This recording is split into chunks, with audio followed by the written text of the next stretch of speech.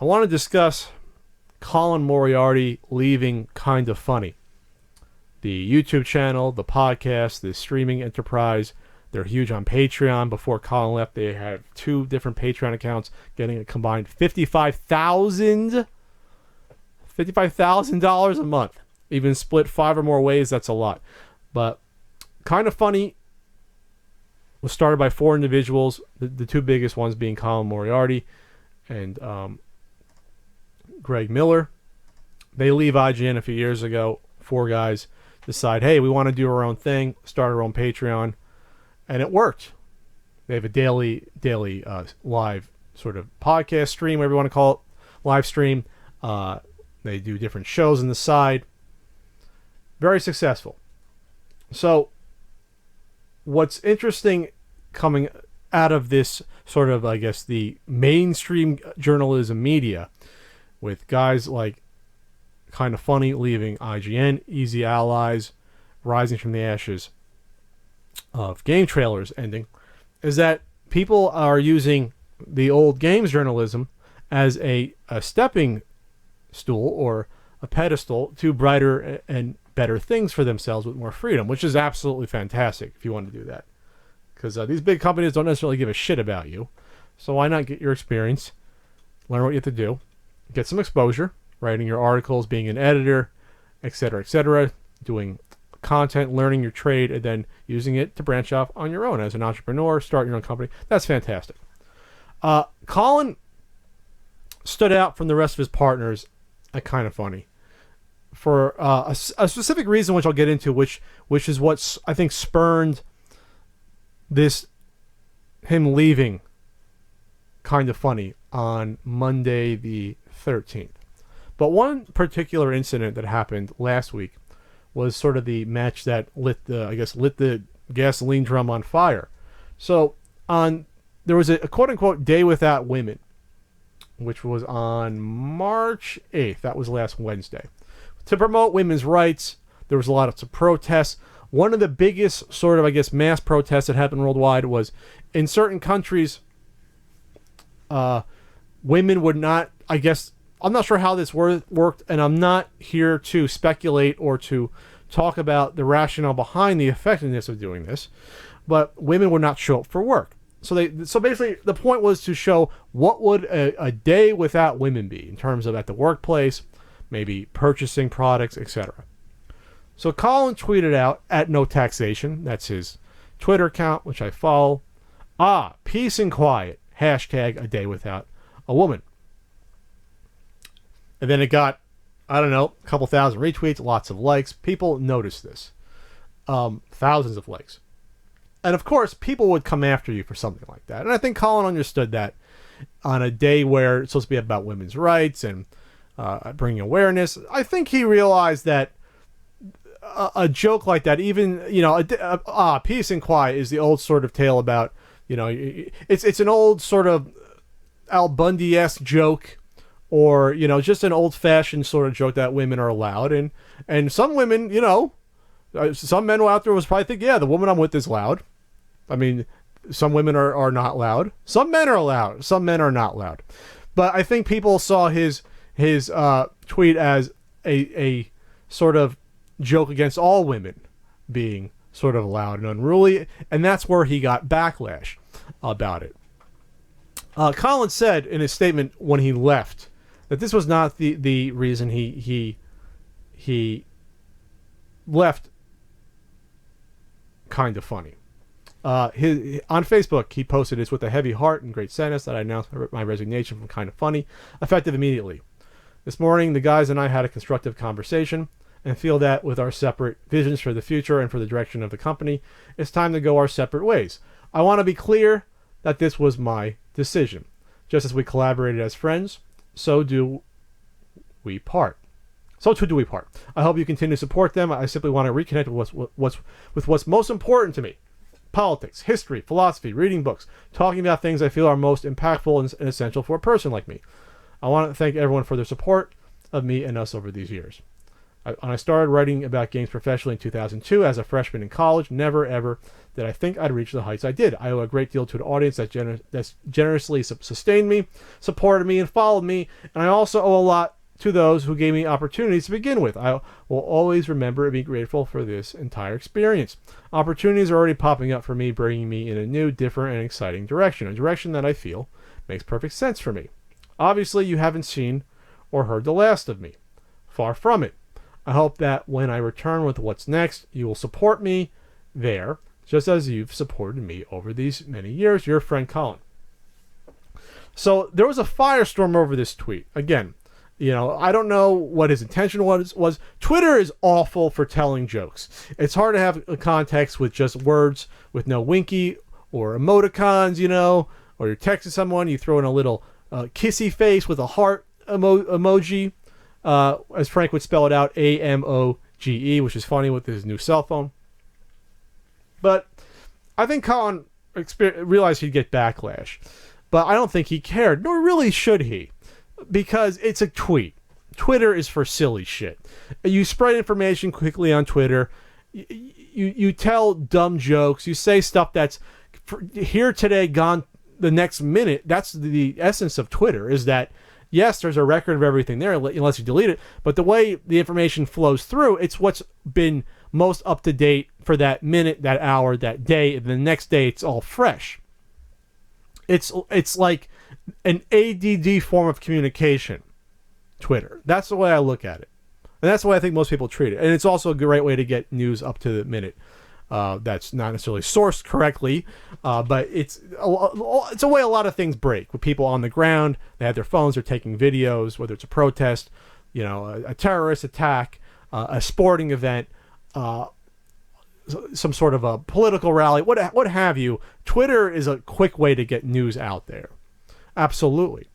And what I want to say about this is that the reason why I don't think this is a huge deal, and I wish Ian was here to hash out these thoughts more. Ian is sick, by the way. He's not feeling well this week. I think we would agree 60 to 70%, but there's definitely areas where we would not agree. The reason why Twitter is interesting to me is that you can see thoughts from people when they're retweeted or liked from other people that you connect to, or if they gain enough popularity that you're not necessarily following. But for the most part, I'd say 95% of the time, the only way you will see someone's tweet is if it's shown to you or if you're following that person. Then you'll see their communication to the world. That, to me, in my mind, means that unless you're seeking out the information, it's in a way hidden from you, and therefore you expressing that information on an avenue like Twitter isn't, to me, as big of a deal, especially because it's so fleeting and it's gone. So in those ways, I think Colin's joke, you might think it was ill-timed. You might think it was... I think it was so corny that I can't believe people got pissed at it. That's when I saw it. I was like, a peace and quiet joke about women is so old-fashioned that you have to not take it seriously. That's how I saw it. I think that's how he meant it as well when he clarified it as like an old dad joke. But of course, people came after him. And you have the right to go after someone if you want to, even though I think it's not... I wouldn't agree with it. I think it's a waste of your energy and time, and I always think there's sort of weird motives, especially around something like a tweet like this. This isn't like him saying something egregious or awful in his main form of communication nowadays, which are videos, video content, live streams with the other three members of Kind of Funny, which is what it used to be. A tweet is not his main form of, I guess, entertainment or medium. So what happened, though, was there was fallout with other members of his group. Two in particular. Tim Geddes and Greg Miller, who's sort of the de facto, I guess, head of the group, also a co-founder. Tim responded to a couple of people in that thread that, thought that joke was no big deal. And Tim said, these aren't the sort of fans I want. Which I thought was, that's an interesting response to someone making a joke that's your friend and co-founder of the group you're on every day. But then we can get into that, but I don't want to talk about that too much since I don't know Tim's relationship to Colin, and what they spoke about before or after that. But it seemed at the time that Tim was taking to task some of Colin's fans, which are in part, or at least mostly, I would say, fans of Kind of Funny at the same time, which would mean they're a fan of Tim, of Tim as well, which means that's a problematic statement, because when you're saying these aren't the type of fans or followers I want, they are, though. So I mean, and those are the fans you've gotten to that point partially or largely because of Colin's following as well, which overlap to Tim's. That's a whole other side conversation. I don't want to get into that. That's a little bit philosophical as well, about where's the cutoff between, if you're in a group, the accountability of someone versus a separate entity versus me. How much are our entities intertwined in what one says over another, because our success is correlated to a degree. But Greg Miller's tweet was interesting. He quote tweeted it, and he definitely did not agree with what Colin had to say with this peace and quiet joke, which to me was fairly innocuous. There are some that disagree. With so many of you asking me about Colin's tweet, I wanted to talk to him in person before I said anything here. If you know me, you know I hate feeding into internet drama, but with this involving a friend / partner / business, it's a bit different. All right? I fall into the camp that believes the tweet was in poor taste. Colin and I have spoken about that at length. By the way, Colin is roommates with Greg, just so you know. I'm personally sorry to the uppercase best friends who felt slighted on a day meant to celebrate. Best friends is sort of the encompassing term for the fans of Kind of Funny, the same way Screw Attack fans were G1s. Was Colin's tweet a joke? Sure, but that doesn't make it okay. Context is important. On podcasts, I've joked about hypothetical abortions, Kevin's German grandpa, and so on. There, said with a laugh, and Nick being Nick, everyone's in on it. On Twitter, as I've learned so many times, there's no tone or contextual clues. The number of times I've said something only to see it interpreted a different way is innumerable. I don't use that word enough. That happened here. I wish it hadn't. We're talking about it as a group. In deference to the rest of the company's founders, and frankly against my own wishes, Colin isn't going to PAX East anymore, which happened to be the past weekend. What timing, right? He wants our fans to enjoy our panel without any distractions. While I don't agree with his choice, I respect it. Colin's a well-spoken dude with great ideas, and he's also consistently said and done controversial things for the decade I've known him. We don't always or even often agree with him, but that's who he is, and he understands more than anyone that his words can and do have consequences. I hope he'll think more about them in the future. That's the two statements I sort of have an issue with, or two sentences, but I'll get into that. When we broke away to do Kind of Funny, we wanted to build a community that celebrates the good and strives to be better than the internet commenter. We didn't accomplish that today, and we'll do better tomorrow. So, Greg is walking a very fine line. This is his roommate again. So, he's running a business, a successful one. Greg's good at promotion. If you watch the live streams, he's good at talking about the Patreon, promoting it, giving out a game a day. They do their live events. They're out at PAX East. He's a moving and a shaking. He's running the show. He's the Vince McMahon of the group. You know, he's selling it to you. He's also producing content for them. You know, he's running the business, but he's also friends, but he's also a business partner with all these guys. And he's in a situation now where he has to either totally stand by what Colin said and be like, it's no big deal. He has to say, it's no big deal, but who cares, which is an option. He has to say, I don't like it, but it's not a big deal, which was an option. Or, like he said here, I don't like it, and it is a deal.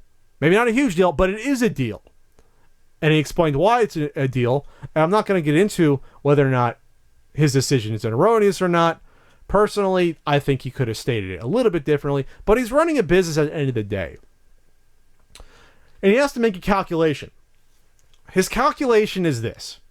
If I don't say anything and implicitly support what people are getting pissed about, will I then look bad to the community that's funding this Patreon?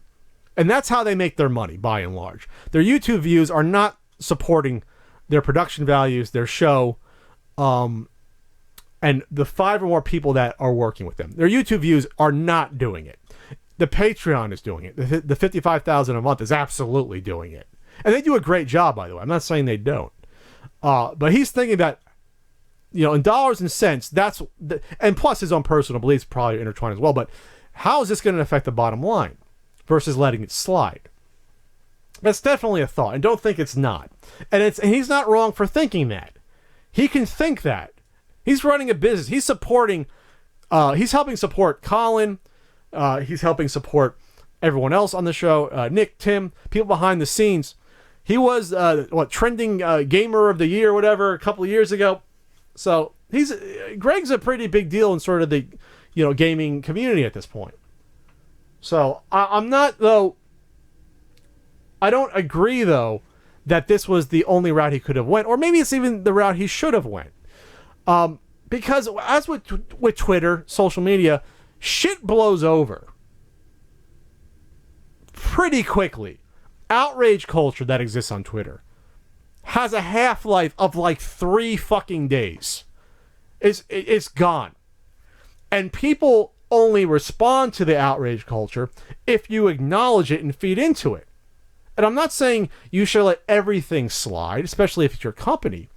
But if they were going to go after Colin for this old-fashioned joke, it would have been something else. So when push came to shove, I think this was going to happen anyway. Maybe not with this specific tweet, but it was going to happen. And I think there was going to be a sort of fork in the road that would have happened at some point. Colin has been very outspoken about politics the past, at least for what I've seen, 5 months. He's self-proclaimed, he's libertarian, he's conservative. In the gaming journalism community, that's very uncommon, if not rare, especially living in San Francisco. In San Francisco, it's like he's the little Samson of games journalism in terms of rarity. There's not many, especially outspoken conservatives, Republicans that exist in San Francisco, let alone working in the games journalism industry. We know that Kotaku, Polygon, Gizmodo, they lean like very heavily left, if not at least moderately so left. So I'm not saying that's a consideration of why he left, but there definitely was a schism there between, I think, him and his co-hosts, and I think that sort of maybe bled into their relationships with others in the industry. Because he was attacked. And this is what was sort of shocking. I've only been following Colin's work for maybe the past 3 months. Ever since I saw something posted about him talking about why people felt the need to vote for Trump, even though Colin didn't vote for Trump. He saw why people were frustrated with the system and why, especially the Democratic Party, they thought was abandoning them. So this is why I'm voting for Trump. And Colin didn't vote for Trump. I didn't vote for Trump. That's a whole other issue. But he explained why he thought there was a case to be made for why people were doing it. It wasn't just, these are just all racists out there. And that's when I first started watching Colin and sort of following him more and more. But this guy's pretty sharp, But he's been attacked by people that he used to work with at IGN publicly. He's been attacked by people that work at GameSpot. GameSpot. I thought I was saying GameStop for some reason when I really wasn't. GameSpot. IGN. I saw even Rooster Teeth attacking him and dogpiling. And I think they saw this was their opportunity to do that, to go after him. So there's one of 2 reasons why. I mean, it's a combination. Colin seems to be a little bit little rough around the edges, probably with how he gets along with people. I'm similar to some aspects. People get on me for being, Pat's a little bit of an asshole. That's how I came up with the punk moniker. Sometimes it can be a little bit hard to swallow in personal interaction. Didn't mean it like that. So maybe they had an axe to grind against Colin. Maybe some people didn't get along with them. Some people, it's hard to get right away. I've been told, for me, sometimes I'm a little bit harsh to deal with. Especially if I like you, I'm usually a little bit harsher. Tough love, and that's the way I am. It's an East Coast thing. I have no idea. But I can definitely say that some of the reasons why people went after him, or a chunk of it, was because of his political leanings. Colin sort of stands for, He stands for not just the game journalists that are either closeted Republicans or conservatives that are afraid to speak out, but definitely game developers that would be less likely to give their views because they're afraid of backlash from the left or the liberals out there. And don't say there isn't no backlash, because there is backlash that exists. And even if you're left-leaning, you have to see that there's backlash when someone that's a conservative, libertarian, speaks up about things in public, in the games journalism or game developer medium. It exists. It does. I'm not saying... I'm not going to get to the argument about how harsh it is or how justified you may think it is based upon your beliefs. I'm just saying it does exist. So I think all of that. And then Colin has been getting more and more into politics. He just appeared on Glenn Beck because of all this outrage against his tweet. He appeared on Glenn Beck. He was on the Rubin Report before the tweet, which is a political show, and Rubin is a conservative. Joe Rogan's going to have him on. Joe Rogan, I would say, is more of a centrist, kind of a little left-leaning, probably more socially at least, but I believe Colin is probably more socially liberal, or at least a libertarian. So that lines up with Joe Rogan. So the whole point is that Colin's going to be fine. I think Colin wanted to move in this direction, maybe not this quickly, but I want to talk about though one of the reactions I saw, and I wanted to make sure I caught part of the once they were back from PAX East, the Kind of Funny broadcast on Monday, and they brought up Colin. Colin appeared. He was in the studio for about 5 minutes. Did a joke as he was playing the janitor. But something was brought up to Greg about doing a political show. Like, why can't Kind of Funny have a political show? Which basically saying, why not let Colin do politics on the side? And what Greg said was sort of telling. He said, well, we have to think about doing that. We have to get another person. And maybe in a year and a half from now, we're not there yet. Which unfortunately is very short-sighted, because you were there with Colin. Colin could have branched off from the gaming content and sort of tippy-toed into the political stuff. Yes, that's time away from doing games and things of that nature. But I think this is where, not the industry is heading, but as you get older, you might want to talk about certain things. And I think Colin realized, hey, I talked about games for a long time. Maybe I want to try to do, like he said in a statement, things that I love. Politics being one of them, and do that more. So unfortunately, I think this was a lost opportunity for Kind of Funny. You had a guy that, if you let it happen, appears on Glenn Beck, and this is whether or not you agree with Glenn Beck. He's quote-unquote a guy in the mainstream outside of gaming. Joe Rogan, absolutely one of the most successful podcasts, millions of followers. This is going to lead somewhere for Colin. And I think Kind of Funny could have capitalized on this and could have branched out into not just games, politics, maybe social discussion, using Colin as sort of the guy to lead them there. But I think they might have felt outside pressure, the rest of the Kind of Funny crew, because they figured, okay, Colin's now a lightning rod. He doesn't have the same beliefs that we on the show do, which was fine to that point, but they were getting now pressure from former, I guess, again, this is some of the tweets that came in. Justin Davis, who, for executive editor, IGN Features, comes at Colin. Is this really the person you want to be? That's sort of what does that even mean? It was a weird Twitter joke that maybe was ill-timed or didn't hit the mark, but, is this the person you want to be? What does that mean? And then Brian Altano, who's also host, producer of IGN Beyond, Up at Noon, host, comedian for the comedy button. Well, this is a whole other conversation. Why does every podcast now have to be Kind of Funny, comedy button? I don't know. Anyway, he comes at Colin saying, the irony of this tweet is that not only do you work with no women, you work with some of the loudest men on earth. Not sure what that means, especially since there is a woman that works Kind of Funny, but whatever. Don't let the truth get in the way of your snarky reply. But these are people that had gone at Colin before, behind the scenes. They just didn't like Colin for his attitude and or political beliefs. But I think this could have started spilling off more onto the rest of the crew. And they didn't want to be associated with Colin.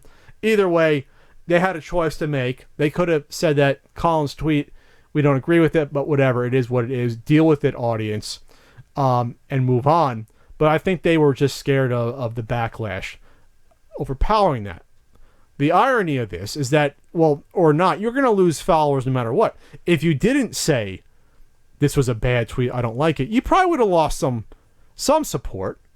But I think you would have lost a lot less support in the long run, losing one of the 4 co-founders and arguably, if not the second most popular person of your company, who's going to blow up after this. And he will get bigger in the mainstream. He will appear on, you will see him on like cable news. He will appear elsewhere. This is just the beginning for Colin. He's sharp. He's witty. I think he has a good sense for what's happening around him in terms of the political machinations.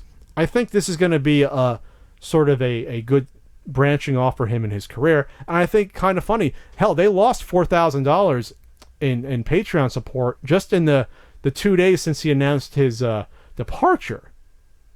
So I'm not saying that less or more than if he stayed on and they didn't disavow his tweet, but there's an effect of Colin leaving kind of funny. I wish him well. We've had a couple of small interactions on Twitter. I'd love to talk to the guy at some point. I can tell him how awful he is for being a New York Islanders fan, coming from a Rangers fan. But other than that, though, we'll see where his career is headed. I'm going to follow him. I'm gonna support what he's doing. I think it's important to have an alternative voice, not just in games journalism, alternative from the vast majority being left leaning, but just in general out there on social media. It's important to have voices. That's one of the reasons why I think Kind of Funny had something, because he was 1 out of 4 guys that had a sort of a differing opinion, and then you can find consensus, you can find agreement, and you can have a more interesting conversation with people around you that you don't agree 100% of the time, versus an echo chamber and fluff where it's not really interesting. I don't think people learn much from it. I don't think people grow from that sort of interaction. But unfortunately, some people want to feel safe and not be challenged with their thoughts, and I think that's what's happening with some of his IGN hell, they work together, ex-employee partners, ex-partners coming after him. I just think that's really strange. I'm rambling.